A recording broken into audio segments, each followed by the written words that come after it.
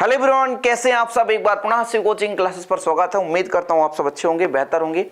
और class 12 physics में हमारा चैप्टर सेकंड चल रहा है और अगला पार्ट लेकर आ चुका हूं।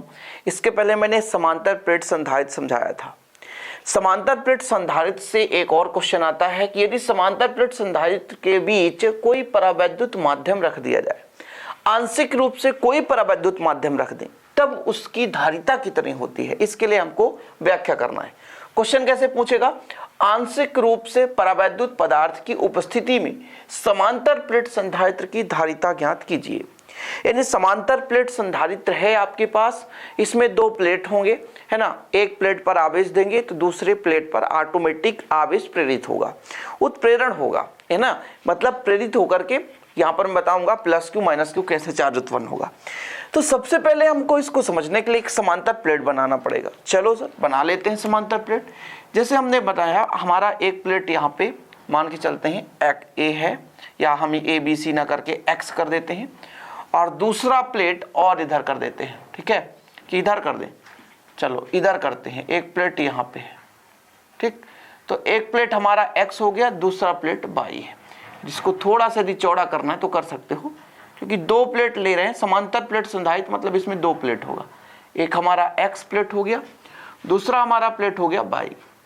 ये तो हमारा समांतर प्लेट संधारित्र बन रहा है, लेकिन इसके बीच बोला है एक माध्यम रखेंगे। अच्छा, होता क्या है, जब इस पर प्लस क्यू आवेश दिया जाता है, कौन सा आवेश, प्लस क्यू आवेश, मतलब यहाँ पर प्लस आवेश देते हैं तो जो हमारा दूसरा प्लेट होता है इसके पास वाले क्षेत्र पर माइनस आवेश उत्पन्न होता है। हाँ सर सही बात है। और ये दूसरे वाले क्षेत्र पर प्लस आवेश, जिसे हम पृथ्वीकृत कर देते हैं, जिससे इसका संपूर्ण आवेश जो है कहाँ पर चला जाता है, पृथ्वी पर चला जाता है। अब देखो, इस समांतर प्लेट संधारित्र की यदि मोटाई डी मान लें, यानी दोनों प्लेट एक्स और वाई के बीच की दूरी कितनी है, डी है। अब बोला क्या है क्वेश्चन में, समांतर प्लेट संधारित्र के बीच एक अन्य परावैद्युत पदार्थ की उपस्थिति कर दें। यानी एक पदार्थ की उपस्थिति करेंगे, एक छोटा सा यहाँ पर, यानी यहाँ पर पतले पदार्थ को हमने रख दिया। मान के चलते हैं इसकी मोटाई स्मॉल टी है। ठीक है, इसकी मोटाई कितनी होगी, स्मॉल टी, इसकी मोटाई स्मॉल टी। यानी ये कोई हमारे पास एक अन्य माध्यम रख दिया गया जिसकी मोटाई कितनी है, टी। इसके प्रभाव के कारण इस समांतर प्लेट की संधारित्र की जो धारिता है कितनी होगी, इसकी गणना करनी है। ठीक है, शुरू करें। चैप्टर 1 में आपने एक चीज पढ़ा होगा कि हमारे पास यदि दो समतल चादर हैं, जैसे यहाँ पर दो प्लेट है, दो समतल चादर है, तब विद्युत क्षेत्र की तीव्रता कितनी होती है। तो आपने पढ़ा E बराबर सिग्मा अपान एप्सिलॉन नॉट। यदि माध्यम हो तो माध्यम पर क्या होता है, सिग्मा अपान एप्सिलॉन नॉट के क्या है, यहाँ पे के क्या है, एक प्रकार से माध्यम का परावैद्युतांक, के माध्यम का परावैद्युतांक। ठीक, ये बताता है। तो ये फार्मूला हमें जरूरत पड़ेगी, ये चैप्टर 1 का आ गया।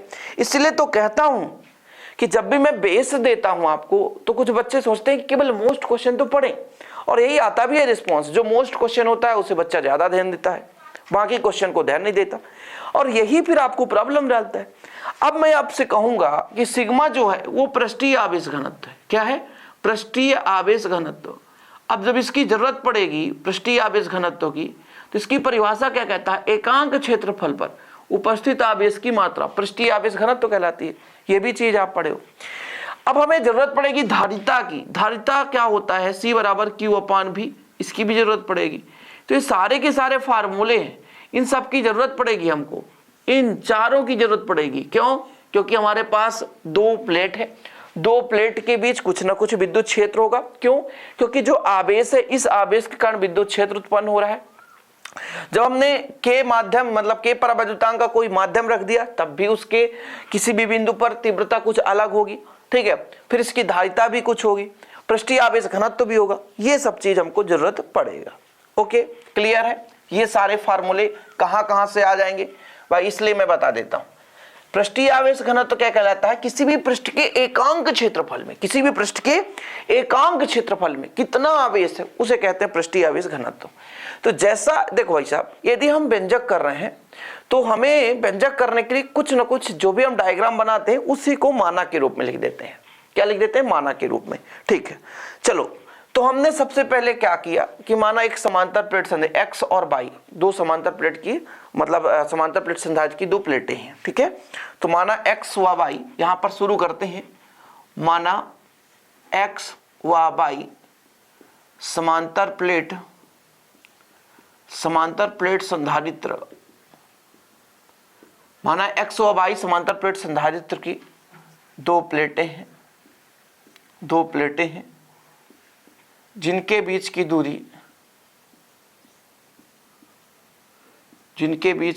कितनी है, स्मॉल डी है।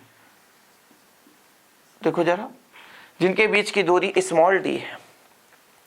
अब मैं यदि कह दूं इसके प्रति एकांक क्षेत्रफल, यानी यहां पर है आपका जो प्लेट x है, प्लेट y है, दोनों प्लेट का यदि मैं कह दूं क्षेत्रफल कितना, कैपिटल A है, तो आप लिख लो प्रत्येक प्लेट का क्षेत्रफल, क्या प्रत्येक प्लेट का क्षेत्रफल कितना है, कैपिटल A है। ठीक है, अब देखो संधारित्र के मध्य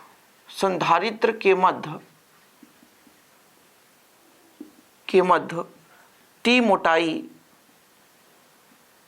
का कोई अन्य माध्यम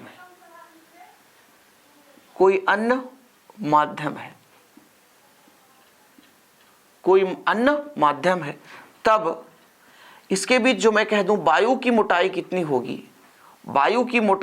होगी, आप लोग बताओ। तो टोटल जो था D और D में T क्या कर देंगे, घटा देंगे। यानी कहने का मतलब ये हुआ कि समांतर प्लेट में टोटल प्लेस था D, यानी यहां से तक के बीच की दूरी। अब T मोटाई का कोई एक अन्य माध्यम रख दी, तो जो शेष बचेगा वहां पे होगा वायु, क्या, वायु। देखो समझो आप लोग, ये हमारा समांतर प्लेट संधारित्र है, x और y दो प्लेट हैं। x पर हमने देखा कि x और y के बीच कोई ना कोई माध्यम मतलब होगा, तो वो वायु हमने मान के चला। लेकिन जब k परावैद्युतांक का कोई और माध्यम रख दिए, यानी T मोटाई का, तो इनके बीच जो वायु की मोटाई थी D थी, लेकिन यहां पर T मोटाई का कोई और अन्य माध्यम आ गया, तो वायु हमारा कितना, D में T को घटा देंगे, तो जो शेष भाग होगा वहां पे वायु होगा। अब आप लोग पढ़े होंगे प्रेरण का सिद्धांत कि जैसे ही हम प्लेट x को प्लस क्यू आवेश देते हैं, तो y के समीप वाले क्षेत्र यानी पास वाले क्षेत्र पर माइनस आवेश और दूरवर्ती तल पर प्लस क्यू आवेश हो जाता है। और इसका संबंध पृथ्वी से होता है, इसलिए प्लस क्यू आवेश कहां चला जाता है, पृथ्वी पर। ये क्यों होता है, तो देखो कोई भी हमारे पास, जैसे हमारे पास ये एक प्लेट है, इस पर प्लस चार्ज दे दिया हमने, क्या चार्ज, प्लस चार्ज। ये हमारे पास प्लेट है, इस पे प्लस और माइनस दोनों है, प्लस माइनस दोनों है, क्योंकि दुनिया का कोई भी वस्तु होगा, कोई भी पदार्थ होगा, कोई भी चालक होगा, कुचालक होगा, सब कुछ उदासीन होता है, जबकि उसमें बाहर से चार्ज ना दिया जाए। अब होता क्या है, जब प्लस चार्ज आता है तो माइनस में क्या होता है, अट्रैक्शन, तो माइनस वाले को पास बुलाता है, तो पास बुला लिया और हमारा प्लस वाला दूर जाता है, ये करता है, बस यही काम है। जब प्लस वाला किसी भी, मान लीजिए यहाँ पे अनावेशित चालक है, जब हमारे पास धनात्मक आवेशित युक्त चालक उसके पास गया, तो प्लस वाले को दूर भगाएगा, माइनस वाले को पास लाएगा। क्यों, क्योंकि चैप्टर 1 में आपने पढ़ा है कि जो आपका विपरीत आवेश होता है एक दूसरे को खींचते हैं, आकर्षित करते हैं, अट्रैक्शन होता है, आकर्षण होता है। लेकिन यदि समान यानी सजातीय आवेश, उसमें क्या होता है, प्रतिकर्षण होता है। ओके, ये चीज है। चलो यहां तक तो समझ में आ गया होगा भाई कि हमारे पास एक समांतर प्लेट संधारित्र है, x और y दो प्लेटें हैं। ठीक है, इसके बीच जो माध्यम है वायु है। अभी हमने कहा कि दोनों के बीच की दूरी d है और t परावैद्युतांक का या t मोटाई का एक अन्य माध्यम रख दिया जाएगा जिसका परावैद्युतांक कितना, k है। अब यहां पर देखो, जब प्लेट x को प्लस क्यू आवेश दिया जाता है,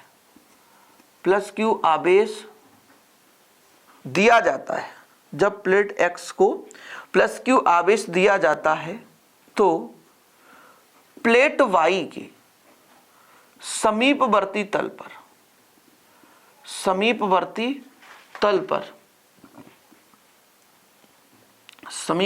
तल पर माइनस क्यू आवेश तथा दूरवर्ती तल पर प्लस क्यू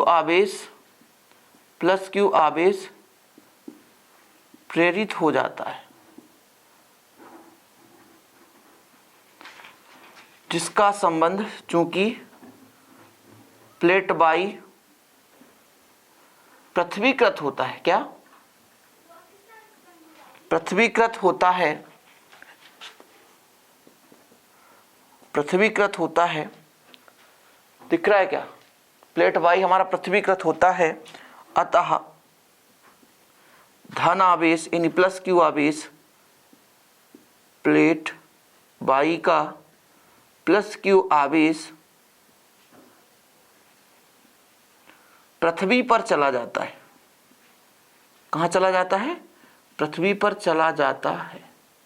ठीक है, दिख रहा है, दिख रहा है ना भाई साहब। चलो कहां चला जाता है, पृथ्वी। फिर से मैं समझा रहा हूं, यदि नहीं दिख रहा होगा, कि जब हम प्लेट एक्स को प्लस क्यू आवेश देते हैं तो जब हमारा ये प्लस क्यू आवेश होता है, इसके कारण प्रेरण की क्रिया होती है। तो बाई के पास वाले तल पर माइनस क्यू आवेश और दूरवर्ती तल पर प्लस क्यू आवेश प्रेरित होता है।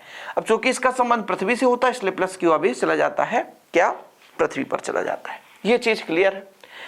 अब हमने आपको एक चीज समझाया कि दो प्लेट हैं और यदि उसके बीच वायु है तो उस वायु में कहीं ना कहीं किसी बिंदु पर हम एक तीव्रता की बात करें कि दोनों प्लेट के बीच माध्यम वायु है, तब उसके बीच किसी बिंदु पर तीव्रता कितनी होगी। ठीक है, ठीक है, तो आगे हम करते हैं, थोड़ा सा समझिएगा, क्लीन कर देते हैं थोड़ा सा, यहां पर दिखेगा ना, कंप्लीट पूरा दिखना चाहिए। देखो जरा, मैं आगे करूंगा कि दोनों प्लेटों के बीच माध्यम वायु के किसी बिंदु पर विद्युत क्षेत्र, चाहे आप विद्युत क्षेत्र लिख दो या विद्युत क्षेत्र की तीव्रता लिख दो, कोई दिक्कत नहीं। विद्युत क्षेत्र कितना होगा, मैं इसको कह रहा हूं ई नॉट, मतलब थोड़ा सा दूसरे रूप में दर्शा रहा हूं, ई नॉट। तो फिर क्या मैंने बताया, सिग्मा अपान एप्सिलॉन नॉट। सही बात है, इतना मैंने कहा था।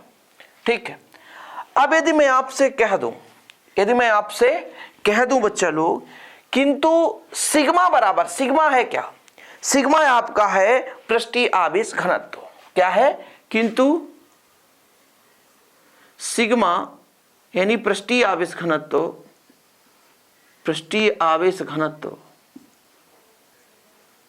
कितने के बराबर होता है फिर बच्चों, एकांक क्षेत्रफल उपस्थित आवेश। एकांक क्षेत्रफल पर उपस्थित आवेश क्या कहलाता है, पृष्ठीय आवेश घनत्व।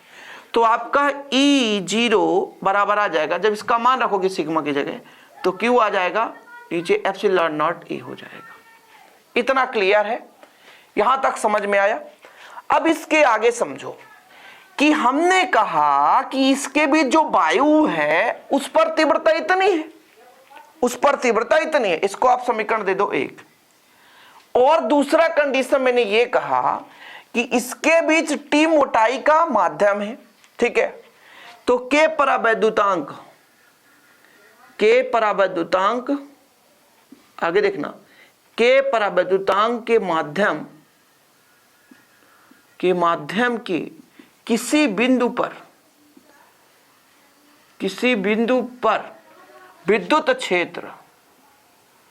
विद्युत क्षेत्र देखना जरा, आपका ई कर देता हूं, क्या होगा, सिग्मा अपान एप्सिलॉन नॉट के हो जाएगा।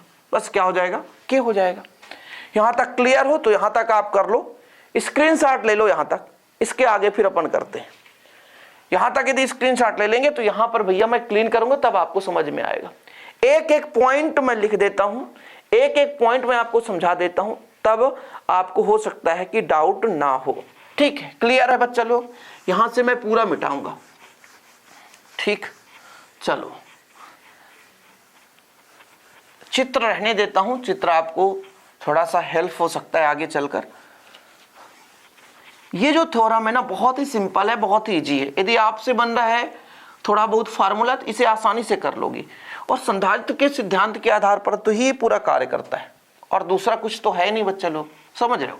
चलो देखो जरा यहां पे आगे, यदि मैं कह दूं कि ये जो ई का मान आया है वो एफ सिग्मा अपान, सिग्मा की जगह कर दूं क्यू अपान कितना हो जाएगा, एप्सिलॉन नॉट के ए। ठीक है, ऐसा क्यों हो गया? क्योंकि आपने देखा ना कि पृष्ठीय आवेश घनत्व तो सिग्मा बराबर है क्यू अपन है, तो सिग्मा की जगह क्यू अपन ने कर दिया। इसको हम दे देते हैं समीकरण 2, समीकरण 2 दे दिया हमने। यहां तक क्लियर है? अब हमको एक चीज पता होना चाहिए कि जब हम धारिता निकालते हैं, धारिता तो होता है क्यू अपान भी, क्यू अपान भी। तो आवेश तो मान लो क्यू ही है, इसमें कोई दिक्कत है नहीं। तो अब यहां पे हमें क्या चाहिए होता है? वी। क्या चाहिए होता है? वी। वी मतलब विभवांतर या विभव। हालांकि दो बिंदुओं के बीच हम निकालेंगे, दो प्लेट के बीच, तो यहां पर विभवांतर होगा। तो यदि मैं आपसे कहूं थोड़ा सा देखिएगा कि आपने पढ़ा है विद्युत क्षेत्र और विभवांतर में संबंध, तो माइनस dv अपान dr या dv अपान dt, जो भी बीच की दूरी होगी, ठीक। तो यदि मैं यहां पे बच्चा लोग कह दूं, माइनस को हटा दूं v और दोनों के बीच की दूरी d, तो बोलोगे आप बिल्कुल सही, ये हमने पढ़ा है सर, ठीक है। देखो जरा मैं फिर से कहना चाहता हूं, यदि E इक्वल V अपान डी, तो E आपका क्या है? तीव्रता, V क्या है? विभवांतर, D आपका क्या है? दोनों प्लेटों के बीच की दूरी। डिस्टेंस कितना है? जैसे प्लस क्यू आविष्कार यहां पर तीव्रता निकाल रहे हैं, ये प्लस क्यू आविष्कार यहां पर विभव कितना हो रहा है, तो वहां से दूरी, ठीक है, ये चीज हो गया। अब समझो, थोड़ा समझने की कोशिश करना। हमने D के लिए माना प्यारे बच्चों E0, और विभवांतर तो आपका भी ही होगा, सही बात है सर। अब यदि मैं D के लिए मोटाई D रख दिया, यानी वायु के लिए मोटाई D रख दिया, तो V बराबर निकल कर आया E0D, E0D। यहां तक तो सही है सर। अब देखना, क्योंकि यहां पर क्या लिख दूं भाई साहब, ठीक है, कोई दिक्कत नहीं। यहां पे हमारा x था, प्लेट x हुआ y के बीच विभवांतर, ऐसा लिख सकता हूं। विभवांतर टोटल भी कैसे निकल कर आएगा, देखिएगा जरा कैसे निकल कर आएगा। यहां पे आपको थोड़ा समझना है। v देखो, ये v का मान आया E0D, कितना आया? E0D।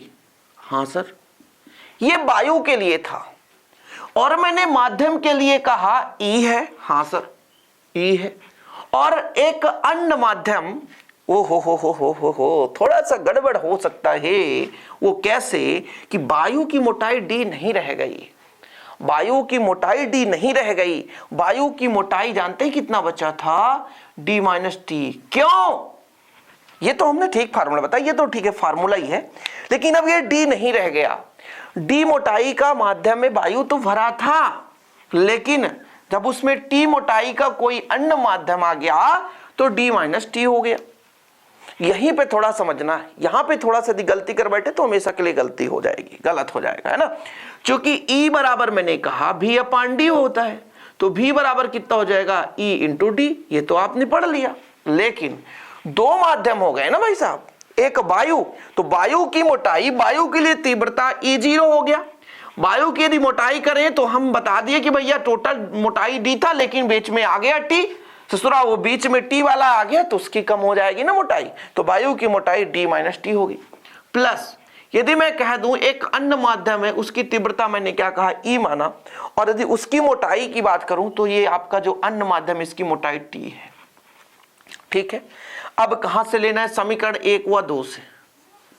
समीकरण 1 व 2 से, चलो भैया समीकरण 1 व 2 से V इक्वल कितना आ जाएगा? E0 का मान बताओ, Q upon epsilon not A, ठीक है, ठीक है सर। D माइनस T कर दो, ओके सर, कर दिया। फिर देखो बच्चा लोग, E का मान है तो E रहने दो, T का भाई देखो जरा, E का मान कहां पे है? E का मान कहां? समीकरण 2 में, Q upon epsilon not KA into T कर दिया। ये हमारा क्या आ गया? V का मान आ गया, हमारा विभवांतर निकल कर आया। लेकिन एक्चुअल में हमें जो निकालना है वो निकालना है धारिता। क्या निकालना है? धारिता। ये कहां से आ गया? इतना याद रखिएगा, क्योंकि E बराबर होता है V अपान D, ये फार्मूला लगा दिया हमने। अब यदि यहां पर आप लिखो, या अतः संधारित्र की धारिता C बराबर कितना होता है Q अपॉन V। C बराबर कितना होता है Q अपॉन V। चलो भाई साहब मान रखो जरा, मान रखो Q अपॉन V, Q को Q रहने दो और V में पूरा का पूरा ये वैल्यू आएगा। कितना आएगा? Q upon epsilon not A D minus T। यहां पर कितना है बच्चा? Q upon epsilon not KA और T का तो T रहने दो। यहाँ पे कुछ चीज यहाँ पर कॉमन आएगा, आगे मैं दिखाता हूं आपको। यहाँ पर यहाँ तक आप कर लो, ये T है भाई साहब, ये प्लस का चिन्ह है, ये प्लस का चिन्ह है और ये T है। यहाँ तक यदि आप कर लो थोड़ा सा, तो फिर आगे मैं कर देता हूँ। स्क्रीनशॉट आप लोग थोड़ा सा ले लो, थोड़ा सा ले लो। इन दोनों में से कुछ कॉमन आ रहा है, वो चीज मैं बताऊंगा। ठीक, यहाँ पे ही थोड़ा सा दिक्कत होता है, हर बच्चा को यहाँ पे दिक्कत होता है, गलती कर बैठते हैं सबके सब। और यहाँ पे गलती हो गई तो फिर आपका पूरा का पूरा गलत। छोटी सी गलती पूरे क्वेश्चन पे आपके पूरे अंक काट सकते हैं, समझ रहे हैं? इसलिए थोड़ा सा कि डेरिवेशन करते समय डेडिकेशन रखना होगा आपको। देखो जरा, यहां पे आपका Q है, एप्सिलॉन नॉट A है, Q है, एप्सिलॉन नॉट A है, बाहर आ रहा है। ठीक सर, ले लेता हूं बाहर। तो आपका C बराबर निकल कर आ रहा, Q ऊपर तो वही है, नीचे आ रहा Q upon epsilon not A। तो यहां पर बचा D माइनस T और प्लस का चिन्ह, यहां पर बचा आपका T बचा अपॉन K। ठीक, Q से Q काट दो, ये Q से Q कट जाता है और हर का हर हमेशा ऊपर जाकर मल्टीप्लाई। C बराबर एप्सिलॉन नॉट A अपॉन कितना हो जाएगा? D माइनस T प्लस का T अपॉन K। ठीक, ये ब्रैकेट है, लगाना है तो लगा सकते हो, कोई दिक्कत नहीं। और ये पूरा बड़ा ब्रैकेट लगा दो। अब क्या होता है, जब भी कोई चीज नीचे से ऊपर जाता है, ऊपर की ओर ले जाते हैं, तो उसमें क्या लगता है? माइनस चिन्ह लग जाता है। तो आप चाहे ऊपर ले जा सकते हो, या कि आपको ऊपर नहीं ले जाना है तो फिर एक काम करो, C बराबर कितना निकल कर आएगा? एप्सिलॉन नॉट A हो जाएगा और आपका D का D रहने दो। इन दोनों में से T बाहर ले लो, इन दोनों में से T बाहर ले लो तो कितना आ जाएगा? T बाहर ले लो तो कितना बचेगा? 1 माइनस 1 अपॉन K। ठीक है, यही आपका आ गया आंसर। C का मान आ चुका है। समांतर प्लेट के बीच हमने कोई अन्य माध्यम रखा बच्चा लोग, तो उसके बीच कितनी धारिता निकल कर आ गई? तो यही धारिता है, यही अभीष्ट व्यंजक है, यही अभीष्ट व्यंजक है। ठीक है, यही अभीष्ट व्यंजक है। उम्मीद करता हूं कि आप लोग समझ गए होंगे। और यदि आपको नोट्स लेने तो ये मेरा पर्सनल नंबर है, इसमें कांटेक्ट कर सकते हैं। 100 रुपये चार्ज लगता है और हैंड रिटेन नोट्स प्रॉपर रूप से आपको मिलेगा। बिल्कुल आपको सोचने की जरूरत नहीं रहेगी, बेहतर रूप से आप तैयारी कर सकेंगे और हमारे साथ जुड़ सकेंगे 1 साल तक के लिए। तो एक बार और कहना चाहूंगा कि यदि अपने देश से प्रेम करते हैं, वाकई में अपने देश के लिए कुछ करना चाहते हैं, तो कमेंट बॉक्स में जय हिंद लिखना ना भूले। और इसी प्रकार से वीडियो पाने के लिए चैनल को सब्सक्राइब जरूर कर लें। मिलते हैं अगले वीडियो के साथ। जय हिंद, वंदे मातरम।